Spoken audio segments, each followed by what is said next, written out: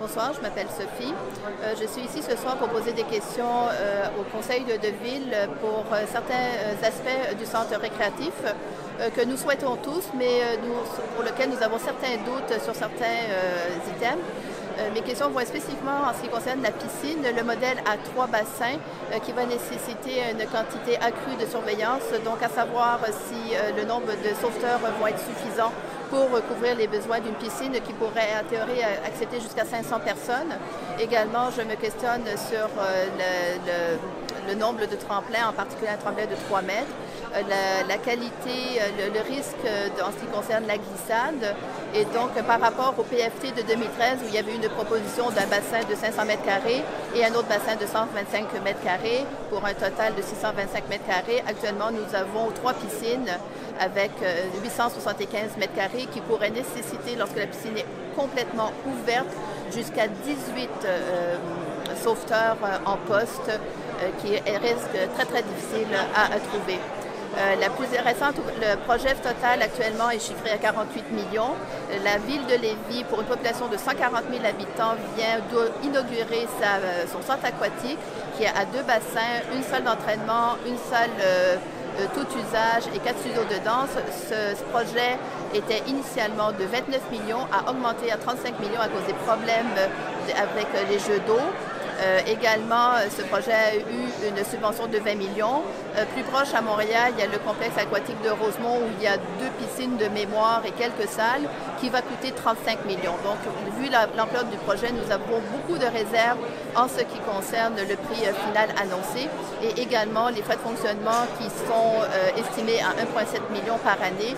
Juste au point de vue des sauveteurs, si nous avions 18 sauveteurs de 7h à 22h à la piscine, uniquement à 15 $ de l'heure, 50 heures par semaine, ça ferait déjà 1,5 million en salaire. Alors, vous êtes très bien informé. J'ai fait mes recherches. Exact. En fait, ce que je voulais dire, ça veut dire qu'avec avec leur centre aquatique d'établi, est-ce que vous croyez que c'est trop rapide pour un autre gros projet de même? C'est-à-dire que je ne suis pas contre le centre aquatique, je suis surtout contre la façon. On n'a aucune idée comment le projet tel que présenté dans le PFT de 2013, qui était un projet assez raisonnable et bien avec des bases bien solides qui avaient été étudiées, qui coûtait 33 millions, comment on est arrivé à ce projet-là de 47 millions avec un nombre augmenté de gymnases, de salles, etc. Et ces réponses-là, nous ne les avons pas. Également, le projet, de la façon dont les piscines elles-mêmes sont dessinées, c'est des rectangles, ce sont des modèles de piscines qui sont assez dépassés. Maintenant, on a plutôt dans les centres aquatiques récréatifs des modèles plage, donc une portion qui est plutôt rectangulaire où les gens peuvent faire des longueurs et une portion qui est vraiment en plage où les gens peuvent accéder facilement et qui peut servir aussi pour les enfants. Par exemple, un exemple, c'est la piscine centrale au parc Jean Drapeau qu'on peut retrouver sur l'Internet. Donc déjà, le modèle est complètement dépassé du type de piscine qui a été proposé par les architectes. Je suis étonnée car c'est une ferme qui est quand même réputée, qui a fait beaucoup de projets, dont la rénovation de la piscine au Centre olympique, la rénovation de la piscine de Sherbrooke pour les Jeux du Canada en 2013. Donc, ils ont quand même beaucoup de projets sous la main et ce qu'ils ont proposé, à Ville-Mont-Royal me paraît dépassé. Nous, ce qu'on demande, c'est on n'est pas contre le centre récréatif, on veut simplement avoir des réponses aux questions qu'on pose en ce qui concerne les ressources humaines, les coûts de fonctionnement, le coût final et probablement de retourner à la plage, à la planche à dessin parce qu'il ne faut pas oublier, Ville-Mont-Royal, c'est 21 000 habitants. Donc, nous allons avoir 3 bassins pour 21 000 habitants alors que Lévis en a 140 000, il en a uniquement 2. OK. Et en fait, à première vue, toutes les affiches qu'ils ont faites, puis tout le média qu'ils ont offert au public, est-ce que vous croyez avec ça, il y a c'est assez clair pour le public de faire une décision ou pas assez? En fait, ces affiches-là sont sur le site web, donc les affiches, je les avais déjà toutes vues. Il n'y a aucune information supplémentaire qui n'était pas disponible dans l'album photo de la ville. À noter que d'avoir des informations sur les dessins ont été demandées depuis longtemps par certaines personnes. Ils ont fini par apparaître sur le site web après la demande de tenir un référendum. Donc, ils ont apparu le 13 et 14 décembre environ.